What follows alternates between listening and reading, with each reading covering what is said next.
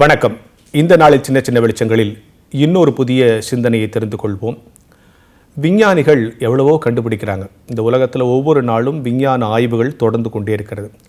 இந்த எல்லா விஞ்ஞானிகளும் என்னென்னவோ கண்டுபிடிச்சாலும் ஒரு விஷயத்தில் எல்லாரும் ஒற்றுமையாக இருக்காங்க. என்னென்னா, இவ்வளவு காலம் உழைச்ச விஞ்ஞானிகள் எல்லாம் கண்டுபிடிச்ச ஒரே உண்மை, உலகத்தை பற்றிய ஒரே ஒரு உண்மை எதுனா, இந்த உலகம் நிச்சயமற்றது இல்லையா? இன்றைக்கி இருக்கிற மாதிரி நாளைக்கு உலகம் இருக்குமான்னு சொல்ல முடியாது.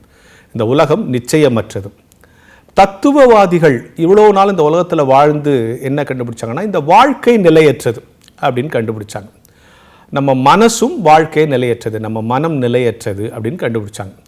அப்போது விஞ்ஞானிகள் எல்லாம் இந்த உலகம் சரியில்லை, உலகம் நிலையற்றது, நிச்சயமற்றது. தத்துவவாதிகள் மனசு நிலையற்றது, வாழ்க்கை நிலையற்றதுன்னு கண்டுபிடிச்சாங்க. இந்த ரெண்டை தான் ரொம்ப சுருக்கி பவுல் பைபிளில் நிர்பந்தமான மனுஷன் நான் அப்படின்னு சொல்கிறார்.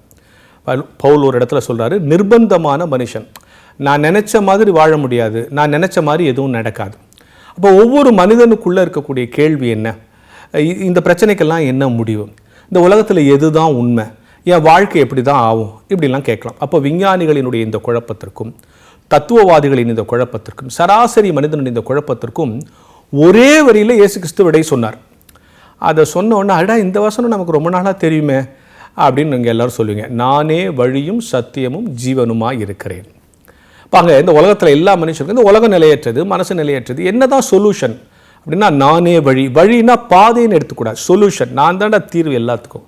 நானே சொல்யூஷன், நானே வழி, நான் தான் சத்தியம். இந்த உலகத்தில் எதுவும் உண்மை கிடையாது. நீ கண்டுபிடிக்கிற உன்னுடைய ஆய்வுக்கு எதுவுமே கிடையாது. நான் தான் உண்மை. நான் சத்தியம்னா உண்மை. நானே ஜீவனுமாக இருக்கிறேன். உனக்கான வாழ்க்கை நான் தான். எனவே விஞ்ஞானிகளும் தத்துவவாதிகளும் குழம்பிக் கொண்டிருந்த ஒரு விஷயத்துக்கு தான் இந்த ஒற்றை வரி பதில் சொல்லுகிறது. நம்ம போகிற போக்கில் இந்த ஒரு வரி சொல்லுவோம், நானே வழியும் சத்தியம் ஜீவனுமாக இருக்கிறேன் அப்படின்னு சொல்லிட்டு போய்ட்டுருக்கோம். அதுக்குள்ளே இருக்கிற உண்மை நான் தான் சொல்யூஷன். இந்த உலகத்தின் எல்லா பிரச்சனைக்கும் நான் தான் சொல்யூஷன், நானே வழி.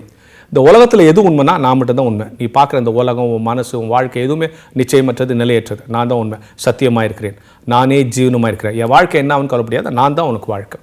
எனவே நானே வழியும் சத்தியம் ஜீவனுமாக இருக்கிறேன் என்கிற வாசகம் போகிற போக்கில் வாய்ப்பாடு போல மனப்பாடமாக சொல்லிவிட்டு போகிறோம். அவர்தான் எல்லாவற்றிற்கும் தீர்வு, அவர் மட்டுமே உண்மையானவர், அவரே உனக்கு வாழ்க்கையை தருகிறவர், அவரே உனக்கு வாழ்க்கையானவர். இந்த உண்மையைத்தான் இந்த ஒரு வாசகம் உள்ளடக்கி இருக்கிறது. இப்பொழுது சொல்லி பாருங்கள், நானே வழியும் சத்தியமும் ஜீவனுமாய் இருக்கிறேன். இந்த நம்பிக்கையோடு நம் வாழ்க்கையை தொடங்குவோம் என்கிற சிந்தனையோடு இந்த நாளை தொடங்குவோம்.